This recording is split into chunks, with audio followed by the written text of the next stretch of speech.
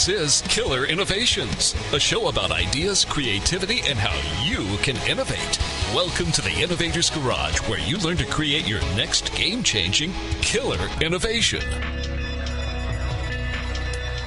I'm Phil McKinney, and you're listening to Killer Innovations. As we talked about in segment 1, today's show we're talking about sharing and how important that is, both from your own success, but it's also about paying it forward and helping others.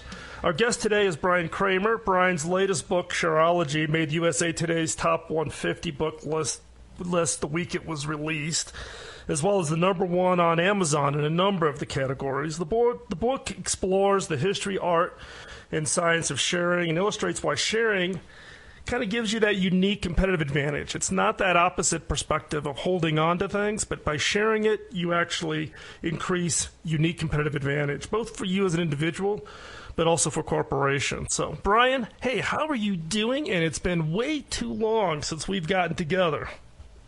It sure has. I'm doing great, and thanks for having me on the show today. Man, all I know is that by Facebook, I just see you're like jetting all over the place, man. I thought, you know, I've hung up my wings. It looks like you've picked them up. Yeah, it's been a wild ride. And I remember back when you and I had lunch here in San Jose, and I was just starting on my blog that you got me going on, and you were telling me about your travels, and I got so excited. I think I went and tried it a little for myself here. Well, it's like I said, be careful what you share, right? People may take and run with it. And congratulations on the book, man. It is really great. It's really great. I really enjoyed it. So tell me, what got you all hooked up on this whole sharing kind of mantra that you're out there doing now? What is it that kind of got that spark for you, and why do you think it's so important for us? Yeah, so, well, the book is an extension of my first book, Human to Human. There's no B2B or B2C, it's human to human. And so I actually started this book 2 years ago, but I ended up putting it down, setting it aside because my first book was kind of a surprise baby. I didn't really plan it. And so at the end of the day, I tell the story both in the book and in my TED Talk that several years ago I kind of lost my way a little bit, and I started to get out there and start sharing, both educating through interviews like this and meeting people through social media and so on and so forth. And before I knew it, it was giving so much back to me in spades that I started to recollect myself and figure out what I wanted to do and how I could provide value back to the company that I had built. And so, that sharing was born for me as something that not only helped others, but it also helped me too. Yeah, I think, if you look back, from the standpoint of, as I was saying in segment 1 about the kind of the culture also of Silicon Valley, where you just find that people just kind of give that sharing away. They share their contacts, they share their experiences and their expertise. In the case of you and I met because we both were serving on the executive board for the Boy Scouts of America at the Silicon Valley Council. You heading up the marketing, and I had the enviable job of heading up the fundraising. Yeah, what was it? You collected the money, I spent the money. Yeah, that was that was definitely the analogy, or at least the hard time I gave you on the board, right? The more you spent, it meant more. The more I had to raise for the nonprofits. So. But I think it's also that whole concept of the fact that, do you keep everything locked away and keep it for yourself and treat everything as proprietary confidential, or do you get out there and share it? So talk a little bit about kind of your perspective on that role, as far as particularly in the context of Silicon Valley and in the kind of the culture that's grown up there. Yeah. Well, so yeah, Silicon Valley is a kind of a unique animal, and you know that as well as I do, having been here. So it's not that unlike anywhere else. I mean, everyone always faces that single question of what do I have to share, and why would people want to listen to me? And And when you think about that, and you think about the challenge what each of us faces when we face that question, it's kind of surprising. I had a friend of mine who we were hiking a week ago, and he was asking me exactly that question. He said, "Why would anybody want to hear what I have to say?" And on different things. And I said, take this for instance. 10 minutes ago, while we were hiking, you were showing me all the ins and outs of this app called Runkeeper, which I hadn't used before. And you were showing me how it could track things and how it could show me the trends and how it could help me lose weight and how your friends could support each other. And the list goes on with everything you shared with me. And I said, shame on you for not sharing that with me a year ago. I could have learned so much if you had shared that, with me a long time ago. And he's like, yeah, okay. I said, now how many things do you know like that, you could share, and educate me, and it would help me, be healthier or be more educated on any number of topics that you know. And he said, yeah, you're right. I think I do have a number of things. I said, there's always things. We're all influencers on something.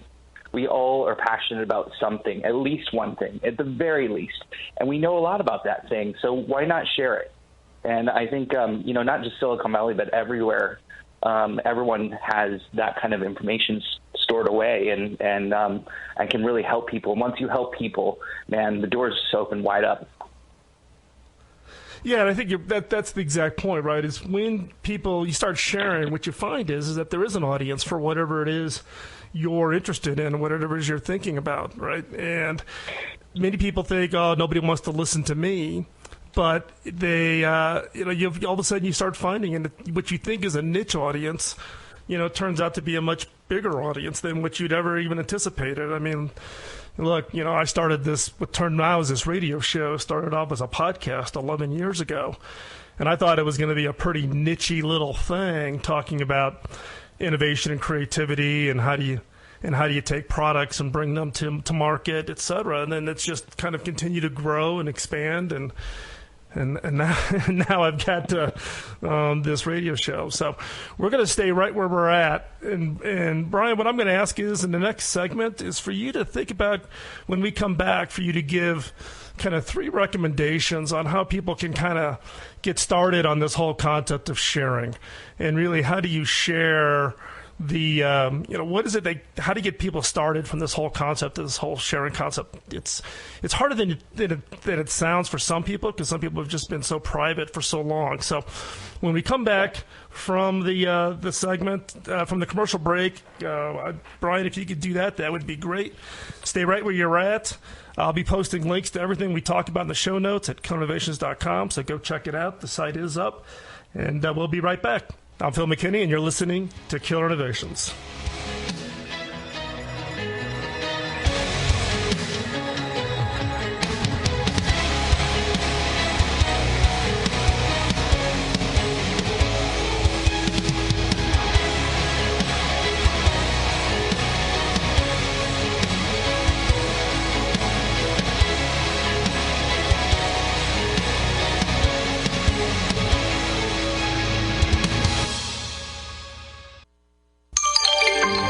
Talk Radio.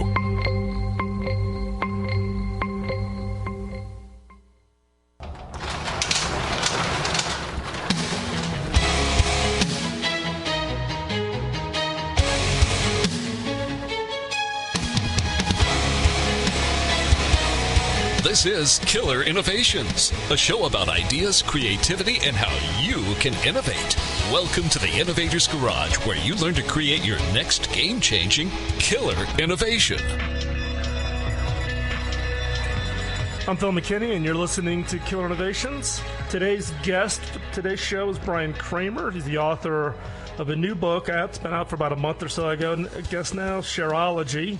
It's on the bestsellers list on so many, I've lost track now. Brian and I have known each other for a number of years. During my years in Silicon Valley when I was at HP. Brian is also the CEO for Pure Matter, a digital marketing firm based in Silicon Valley that I got connected to. So with Brian's book, I had a personal interest and a personal passion, and have seen Brian actually exhibit not only the whole sharing concept that I talked about in segment 1, but also kind of the precepts of what is in his book, Shareology. So Brian, at the end of the last segment, I asked you to think about 3 things that you kind of learned in the process of writing the book. You talked about in the kind of description of the book about how sharing gives us a unique competitive advantage as individuals and brands. So what are the 3 things that the listeners can take away with from today based on kind of a synopsis view of what you've learned while writing the book? Yeah. Well, so that's, I'm going to try and be brief on that because there's so many ways and things for different kinds of people. And in fact, in the book, I break it down into 6 different types of personas. And everyone can kind of take something away from a different persona because some of us, like myself, are introverts. So how do introverts share and how do extroverts share? And, everyone's different. So, here's the 3 that I would recommend. One is, we live in a place where we basically need to focus on our brands, our personal brands. And we're representing both our personal brands for the business that we work on or in.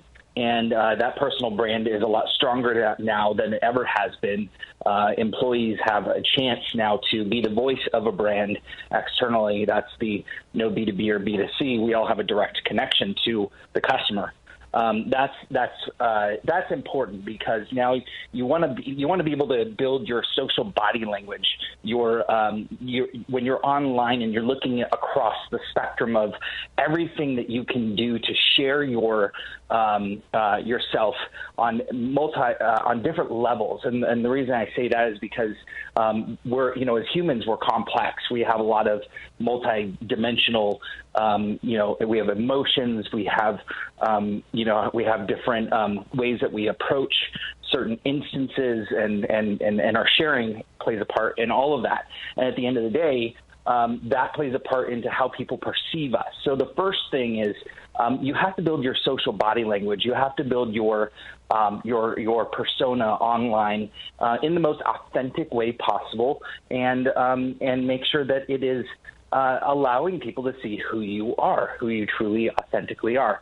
Number 2 is that, and I talk more about this in the book, but there's actually a formula that I arrived to on sharing that includes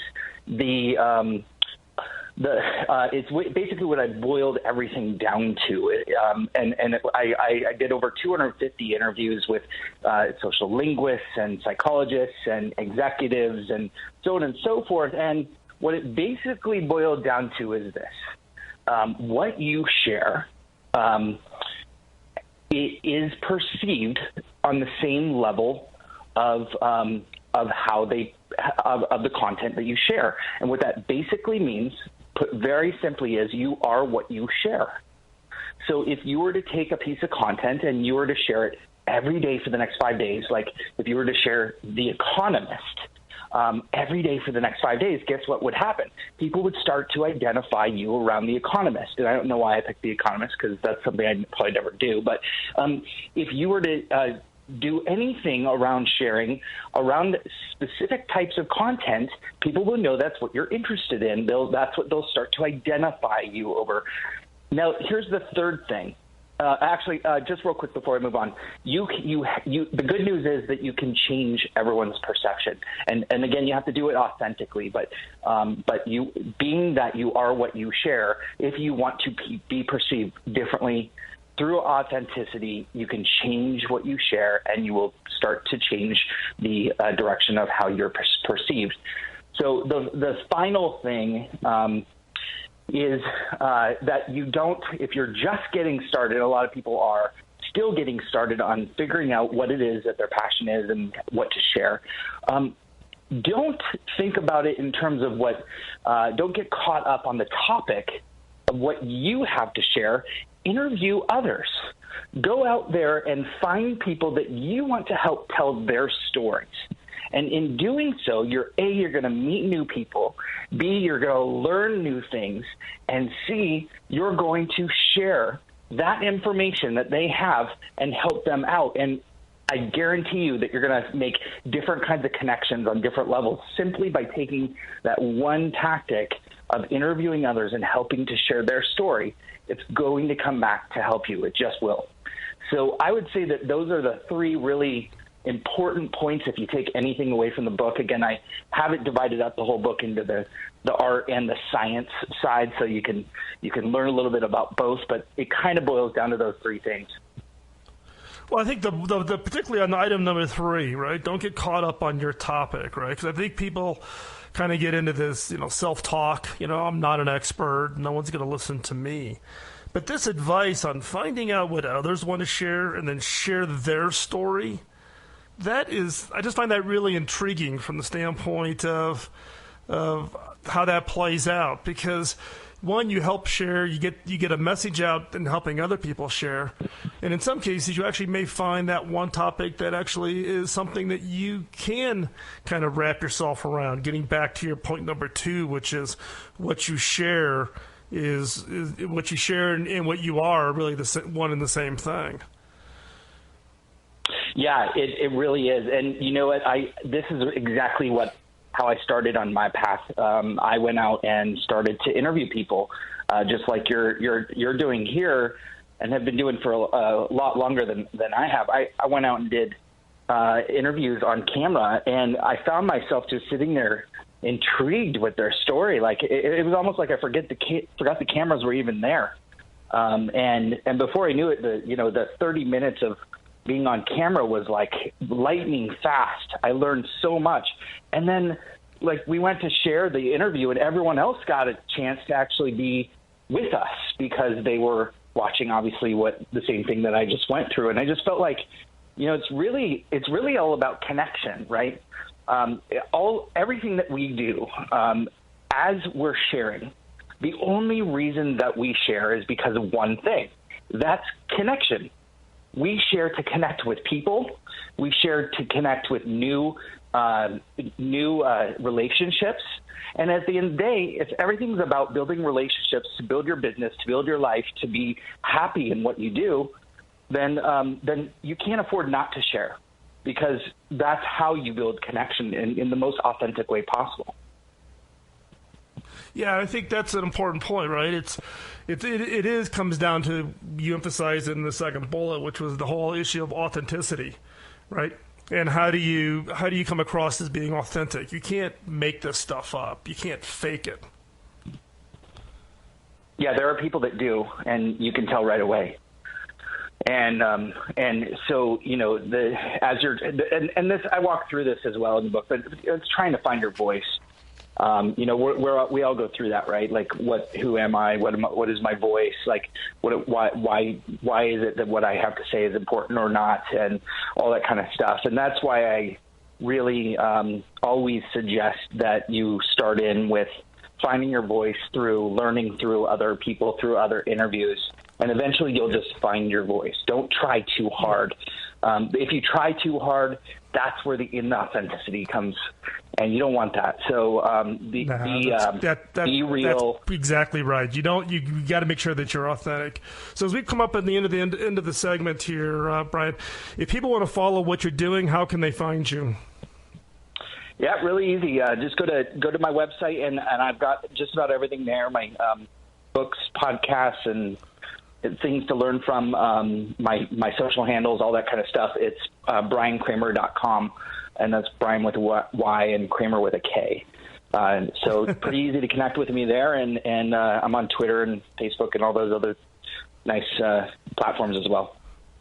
Great. Hey, Brian, really appreciate you spending the time with us. If you want to stay connected with us here at Killer Innovations, text the word INNOVATE to 33444. If you're outside the U.S., drop an email to innovate@killerinnovations.com.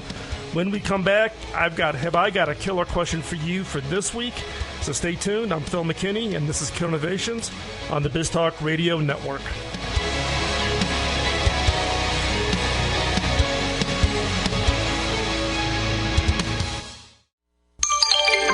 BizTalk Radio,